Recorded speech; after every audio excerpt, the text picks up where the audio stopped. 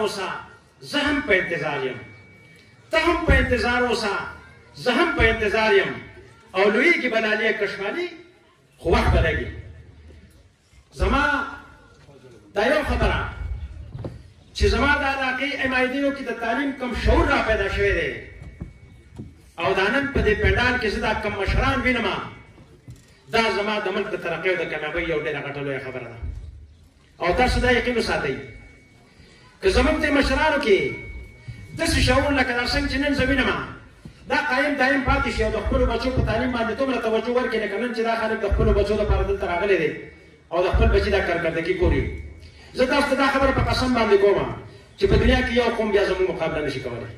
او زه به بیا په فخر یو خبره وکړم خاص کر د مامون د دا خاوره زه په خدای باندې قسم خورم چې زه په دې کې دا ټیلنټ وینم ټیلنټ چې دا په دې کې کومه جذبه ده کم ټیلنټ دی کم قابلیت دی کم استعداد دی دا د دنیا په یو مخ په یو قوم کې هم نشته دی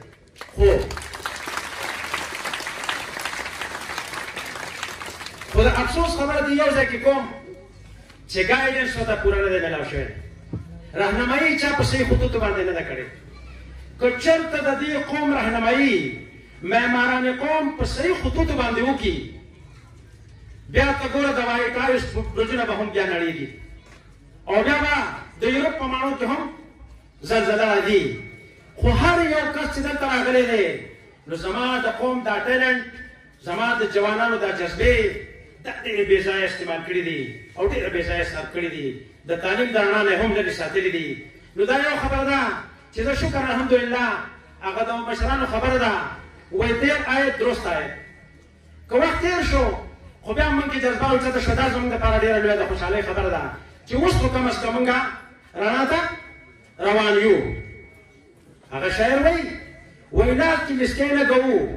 مخکې به ځو په لاره لاس کې لتکې لګوو مخکې به ځو په لاره او تورې تیارې به ورکوو مخکې به ځو په لاره او چې په هر بچې باشعوره د دې خاورې زموږ قلم کتاب عام کوو او مخکې به ځو په لاره بچو دا یاد لرئ تعلق د کتاب سره بالکل به نه پرېږدئ که حالات هر څه ما ته پته ده چې زموږ د ماموند په خاوره باندې ګوره دا ډېره د افسوس خبره ده پارلیمنټریان ته دا خبره دې ځای نه کوم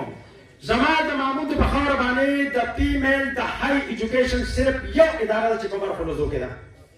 او زما د ماموند د خاورې آبادي د نیم باجوړ برابر ده پکار دا ده دلته یو های سکول د دې نه کو نشته دی صرف په ماموند کې نه دام تېر 2 کال مخکې دا موږ اپریټ کړی دی نو زما پارلیمنټریان ته هم دا خاص دی چې دلته کې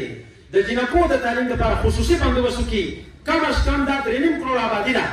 د دې لپاره چې کم از کم دا ټول سکولونه د جنکو دي